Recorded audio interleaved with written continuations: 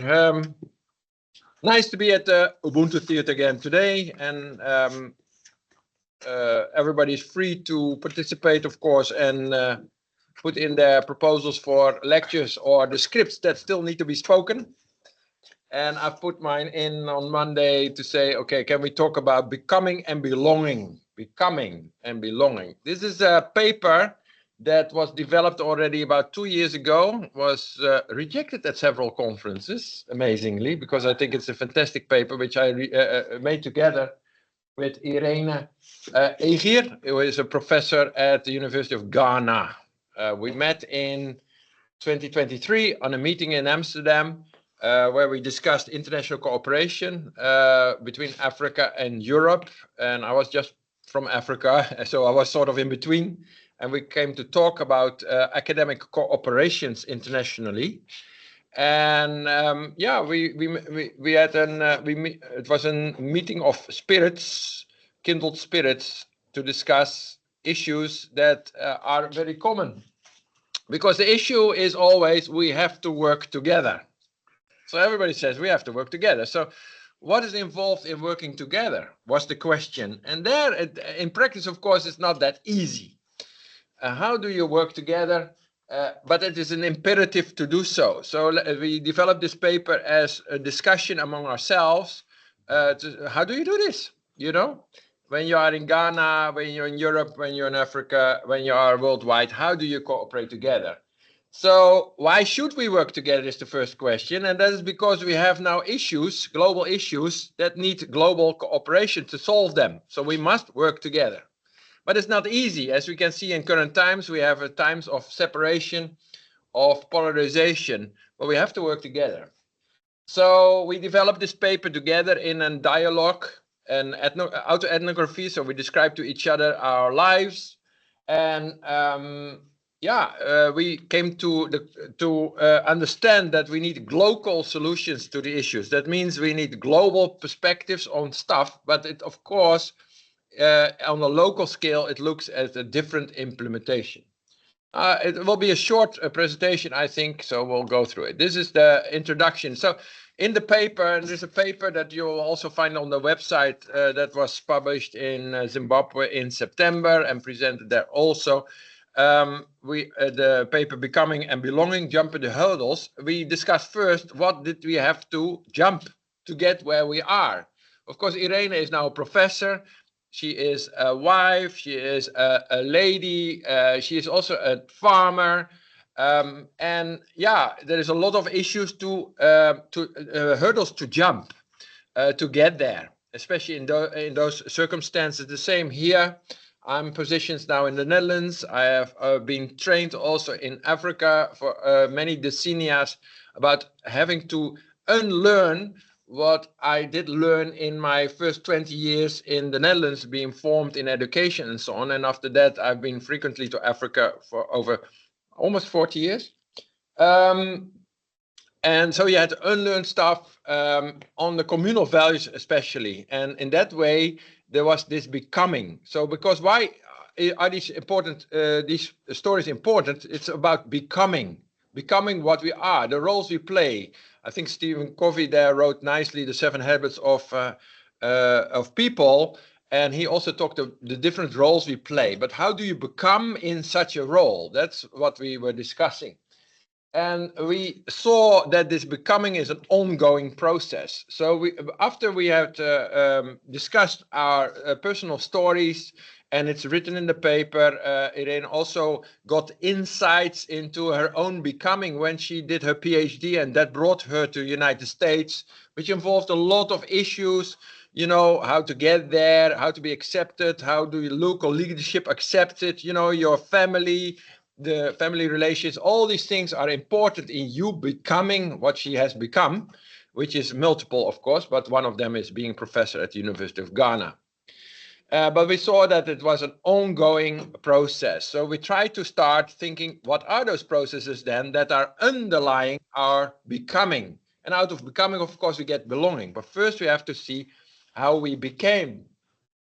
And that is interesting because that's very contextual. We understood that the understanding of the context and what is important in our activities, for instance, a circular economy or regenerative agriculture practices, what she's doing for instance, urban agriculture, we found that there are really different views of the context. And here we are differentiating European views with African views. Now, of course, it's not as black and white as it is in a graph, but it is a sort of a model showing what the contextual differences are that we saw. So we understood on the earth and an environmental context that the European view is very anthropocentric. It's very a human being intervenes and therefore needs to intervene or have to protect their interventions. It's all very human-centric, while in the African point of view, we found that it is much more an identity issue, which is not only the physical identity, but it's also the spiritual identity.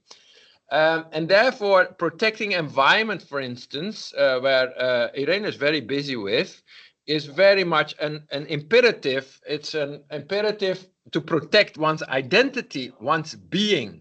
So the being is already connected with the earth, while in a European sense, it's much separated from our being. Now, of course, we have also different cultures in Europe where land is connected to one's being. For instance, even in the Netherlands, in Friesland, it's very well connected. And also in Zeeland, where islandness is connecting it. But it's in generally not understood so much, while in an African point of view, it's very connected. The same with economic systems. There we saw that the European view could be summarized as that there are things going wrong and therefore humans have to do something. They need innovation. They need to do new things to get a good economic and business system that is maybe more balanced. But from an African point of view, it's all coming also from what has been happening to Africa from a colonial point of view. It's being ravished. And a lot of harm is done. So the whole thing of reconciliation is a very important thing before you start discussing economic and business systems. And therefore there is a need for caring economies. That's where it's being strived for. So you go through processes of reconciliation and forgiveness, and all those words come to play if you are cognizant of the colonial exploitative activities that are mainly perpetrated by Europeans in the rest of the world. Communication and education and government. There you see that there is the care imperative in European sense, but from an African point of view, it's very much about safety. You know, if you see the economic and business systems like that, then you want to be safe. So the whole education is all how to be safe. And therefore, the issue of communities comes up. In the Western setting, education is very much focused on the individual student, while in an African setting, it's much more communal because the safety is in numbers, it's in being together. So there's a real strive to learn how to be together. And you already sense a little bit of the difficulties of having these kind of education. If you get Eurocentric education, very often it's not there, although we are looking into it in our Windesheim environment. But we're still starting, while it's an imperative in an African context. So these are interesting contextual things. But we also found, except that we have the differences, but we have also a shared goals. We want the same thing. We want to go for sustainability. And actually both sciences are looking to sustainability in a different contextual sense, of course, but sustainability is something that is being influenced by our context, but it's something that is to be achieved. We also understood that there are multiple identities. If we talk about becoming, we have multiple becomings. That the community of care, both of us, when we were together, we saw that the community of care, zorg in Dutch, is where we were striving for. And that brought us together because of the imperative how to be together. And therefore, we found that together, we have common goals in having balanced relationships with the people on the earth. It's all about balancing this stuff. And you know, with the different views on things, it's nice because you need different things to make a balance. So it's actually okay that there is multiple views on things. So with these contextual things, we were discussing how as academics do you work together? And there we found 5 themes that we saw that from which we became in an international environment, in international and global cooperations. And the first one was the community.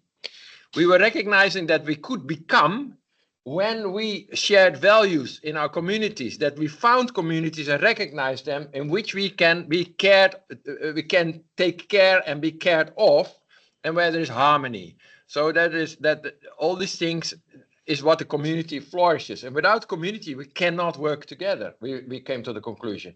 It's of course also in communication. It needs to be a dialogue, not telling or demanding or saying this is the whole truth and nothing else than the truth, because there is multiple perspectives. That is very dialogue. So it's all about dialogue, about being in conversation, but also this openness to multiple perspectives, but also code switching. We switch languages, but we can also have different behavior. If you are in the story of Irene, when she is a wife, it's something else than being a professor, it's something else than being a farmer. Although it's the same person, it's code switching. And you must be able to do so. And from my experience, I've learned that this is a very important skill, that you can shift your sort of becoming into the context in which you are.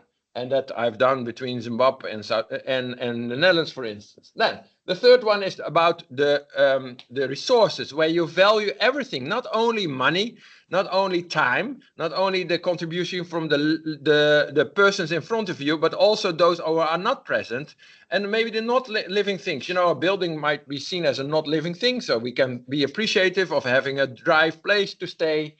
And spiritual beings, beings without a body, which can be, for instance, our ancestors. When we talk about them, we can explain and be thankful for that. And that's also resources we have to bring in to be together and to work together.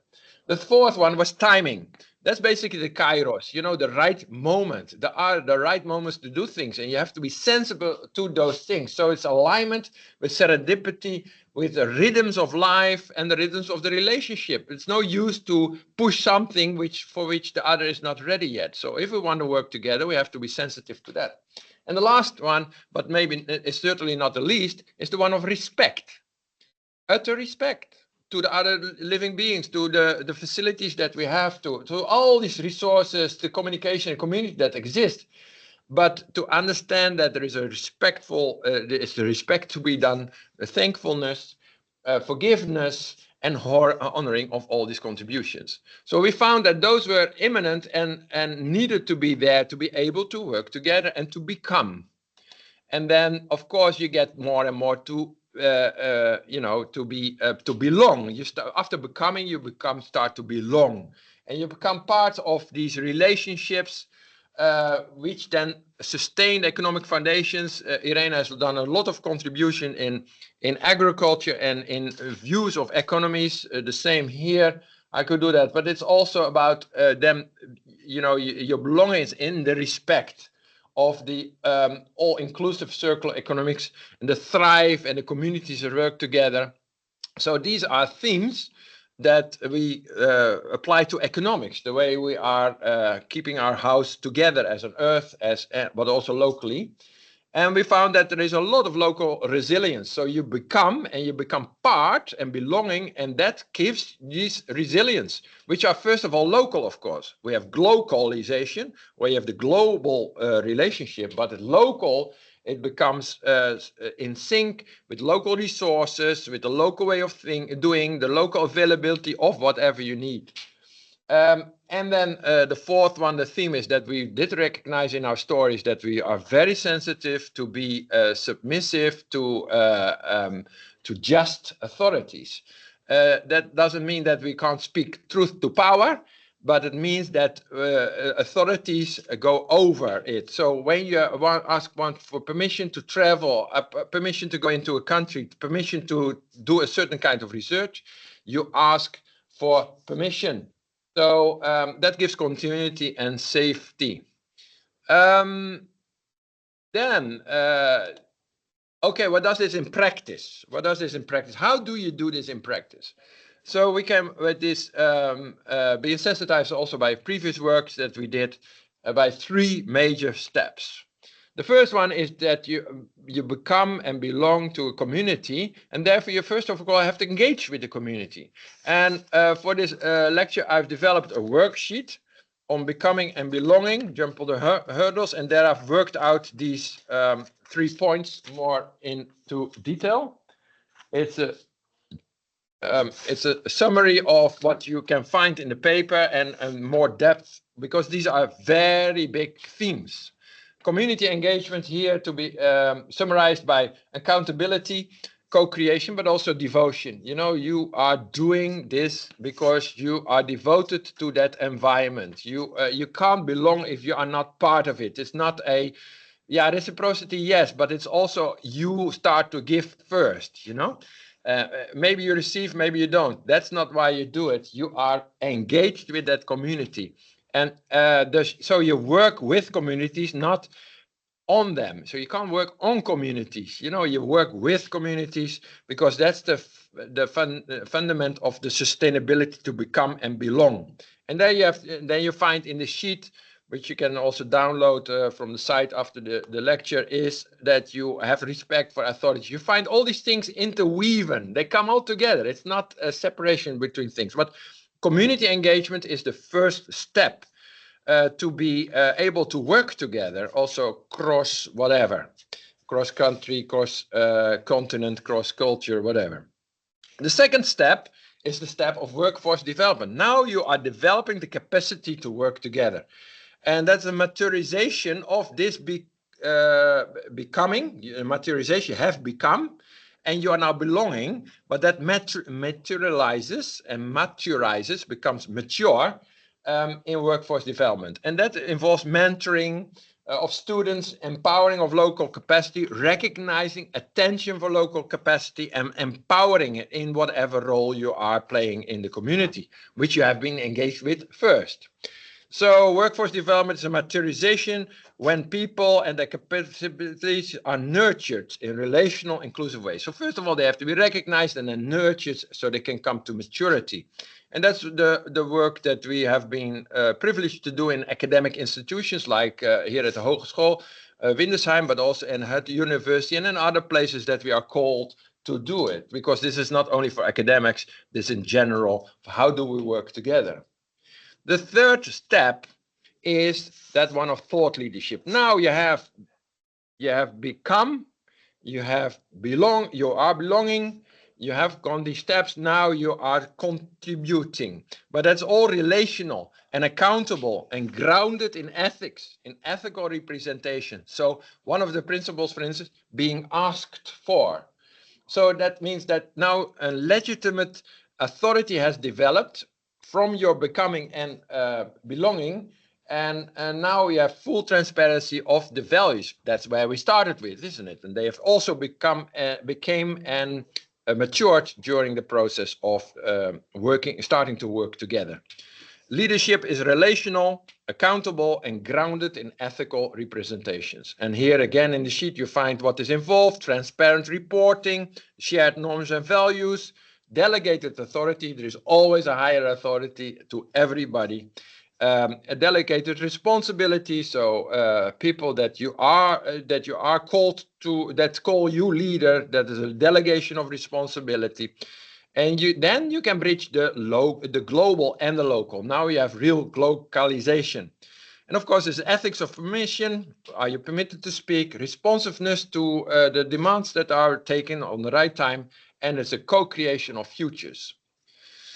So now we have became, we belong, and we are set in society, and we are working together. So what are the key takeaways? So becoming and belonging now becomes a global being. Now you can, if you're working together. Then dynamic and relational processes are involved. It's not normatic. It's not this is how it is type of stuff, but it is rooted in care, a connection. I almost say correction. Of course, you also need to be corrected, and shared purpose. And it calls for a sustainable, inclusive cooperation across culture is possible. On the sheet, I've summarized this by the relationships are the primary source, belonging sustains becoming, and becoming enriches belonging. Collaboration succeeds when rooted in respect, rhythm, reciprocity, and responsibility, and becoming and belonging is together a being, which is a dynamic relational living that enables sustainable futures across cultures and continents, which we have proven with this paper. So let me summarize what we have done. We went from exploring the intercultural and intercontinental academic living to, by using autoethnography, storytelling to ourselves and now to the world, identifying what we share, our shared, where we stand up together, and then now we are advocating relational, ethical, and sustainable economic collaborations. We think it can be done, and with this paper we hope to have contributed a pebble for in the pond on how to do these things. Thank you very much. Thank you. And let the recording roll. Okay. For now, because we Yeah. don't speak about personal things. No. Yes. Yeah. Okay. Thanks very much, Gertjan. I have a question. Yeah. Because, at least in our student community inside GPCM, but also outside, students of Winsheim, what is called sense of belonging is becoming really an issue, that basically a lot of students don't have any sense of belonging. Yeah. So my question is, what is your take on how not belonging comes about? What are like and then maybe more specifically in the student population at Winsheim? Yeah, I think that's in other works I've explained from the I to the we, and the person and the individual. I think the issue of individualism is a strong one, and if you grow up in an individual environment where you are unrelated, the definition of an individual to me is a human being without taking regards of relationships. Of course, everybody's related, but if you separate them from you, then you are, what are you? And then you're not related. And if you're not related, to whom this whole thing falls flat that I've just done, because you are not related, you don't know authorities, powers, you're just yourself. And therefore, I think it's also a result of loneliness, which to me is a sort of societal sickness. It needs societal treatment. We have an illness in society that is loneliness. Like in environments like Africa, we very often have the HIV as a sickness, which is very measurable. It is significant. It needs to be taken care of. I think the issue of loneliness is a societal sickness, which you can also attribute to the person. But if you have sickness of loneliness, that's really sad. How can you then belong? How can you become, by the way? What do you become? Yeah. And how? But you cannot belong. If you have no relationship, you cannot belong, because belonging by itself is relational. So I think for our students, who am I? Not an expert in this, but I would sense that the issues of relational, to be related and to relate in your work, like I've put here, this can help. So this could be it's a sort of a roadmap of checklists if the student has done it when they cooperate. And I'm pretty sure, I would expect that many of these you can't answer if you are lonely, which then doesn't give you any grounding. You don't have roots in community. And if you don't have roots, you still have a plant, but it dies. So I think what in this work we really call for sustaining communities. Of course, we're all related. The whole world, we are related. We don't have to say we are not related, because everybody has a mother, but everybody also has a father, and everybody also is part of the human, being. So we are related. You can call somebody else your sister or your brother. Why not? Because we are human beings, especially when a lion comes to you, it's something else. As an animal. So Hmm. yeah, I think it's this relationalness that we have to exercise to get out of that not belong. Yeah, so in that sense, it would also be a shift from the more individual mindset, maybe that we, at our university also have, but basically in the Netherlands and in European society, and actually, I think that is something which has come about, when capitalism started, Yeah. because before we had those relations and we belonged to like several communities, but Yeah. No, yeah, Peter. Yeah, just a second. To me, this whole we can start this discussion about how would you solve that, but I think this is what we are talking about now is a vraagarticulatie for some research on this topic, which could add to the whole debate about how to become a community again. yeah. If I'm not wrong, because now you speak about your students, but this counts for every. Yeah, no, but I mean, I'm just relating it to, the people I work closest with, and actually I'm not looking for solution, but I'm really interested to see, this is like, at the moment, it is like maybe the most important problem we have, kind of. Yeah, certainly. And of course, we can. It would be very interesting, for example, to use this. You are doing this training for actieonderzoek, action research. Maybe I think so too. apply it and start with these together with us. And let's see what Windesheim, it gets has out. happened. Yeah. But most of the time, people that have signaled the problem, for instance, we have the Mind Me activities, which basically address these kind of things in a living lab environment. But those are people who have recognized it to be a problem. I think many people don't even recognize. We have to reach further to reach those who don't enter. I think there is I think you said something about roots. In my personal process, I noticed that I thought I was cut loose from my roots, and I thought I was lonely. I also felt it, and it was a reality. And still in contact with the network I have, mainly it's one directional. I'm the actor, and they react. When it comes to communication, at least, there's other things also. But throughout the process of recovering from where I came from, I noticed that this time in which we are lonely and sick is framed, and there's a before and there's an after, even if that before is very short, and it's possible to tap back into that before in which we had roots, and so then, but this needs a lot of devotion to that process of healing from each party. And that's the question, I think. Like just a little training or another research. No, it's not going to cut it. No. No, I think this paper comes from the position we have to work together, isn't it? And that's an imperative that we have sustained why it's an imperative. And therefore we went on this path to develop this presentation. But it comes from the imperative we want to work together. If you are, sometimes you feel that certain people don't even feel that urge to work together, That's what is in it for me. So I don't want to work together. How do I gain is the question. So, how do I exploit?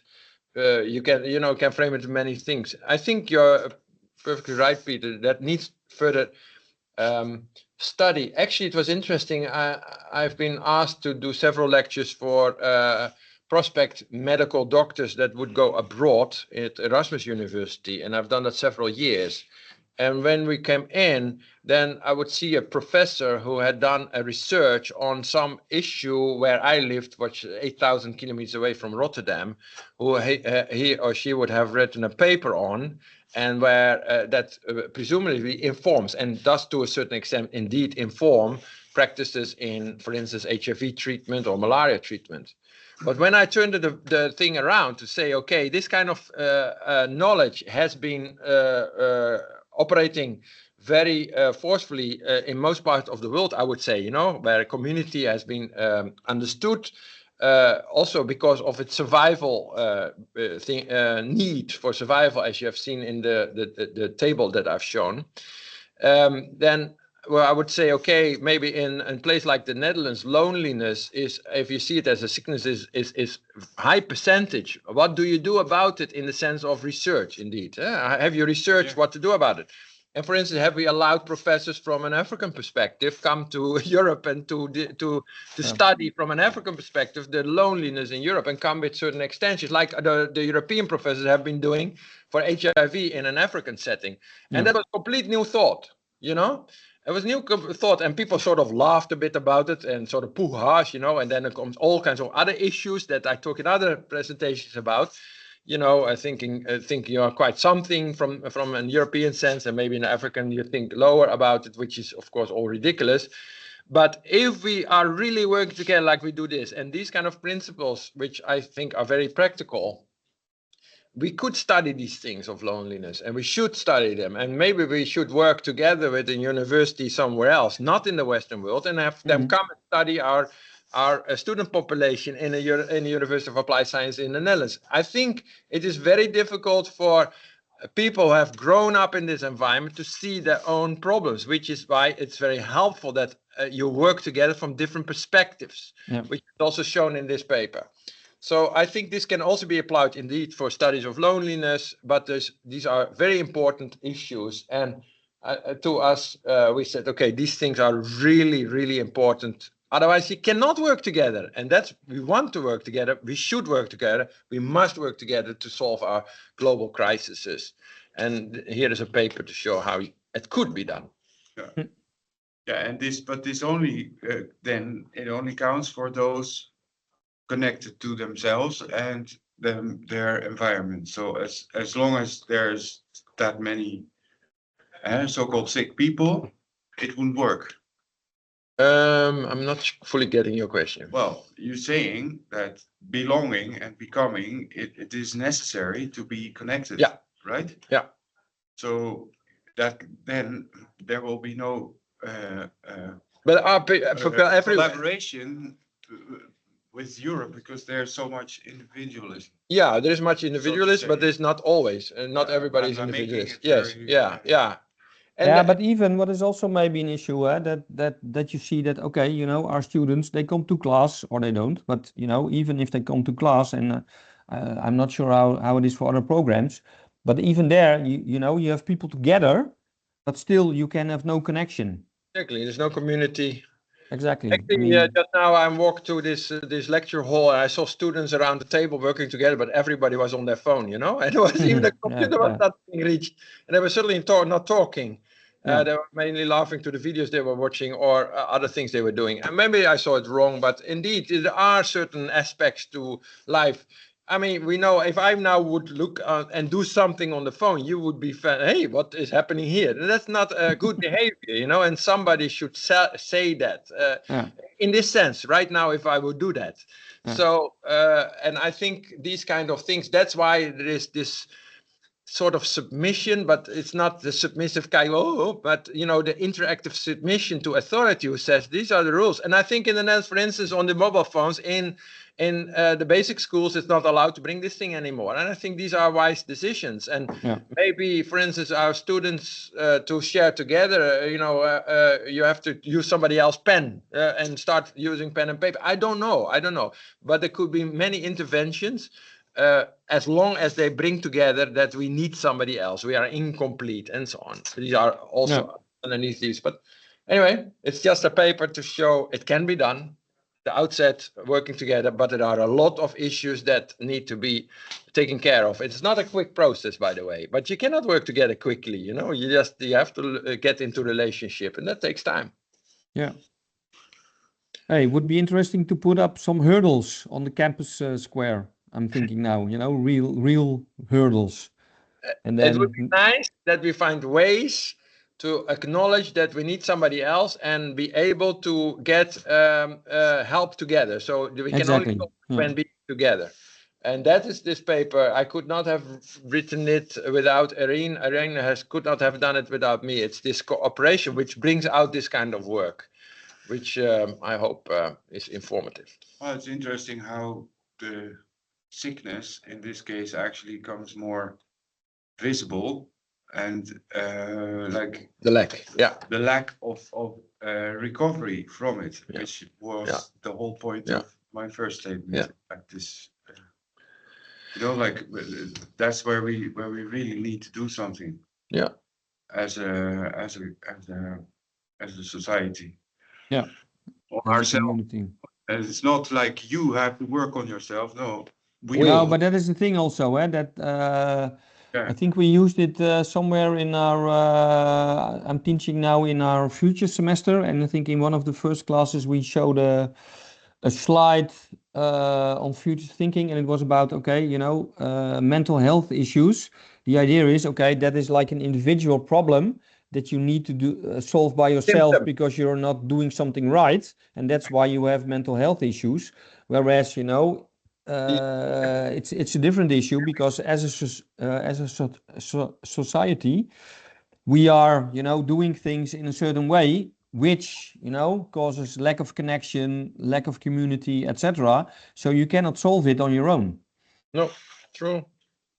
So I think we are sometimes mixing symptoms with causes, you know? These are symptoms exactly. Yeah. of the cause of not being in connection, I would say. Yeah. And this paper is about how to be in connection continental. So thank you very much.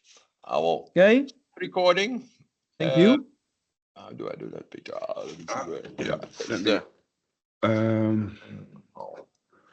Kijken meer, opname, transitie, stoppen. Thank you. Zo. Waar ben ik mijn muis kwijt? Oh, hier. I think Peter, it's still recording. Recording. It's still recording, yeah. Yeah. I thought so. Opname stoppen, stoppen.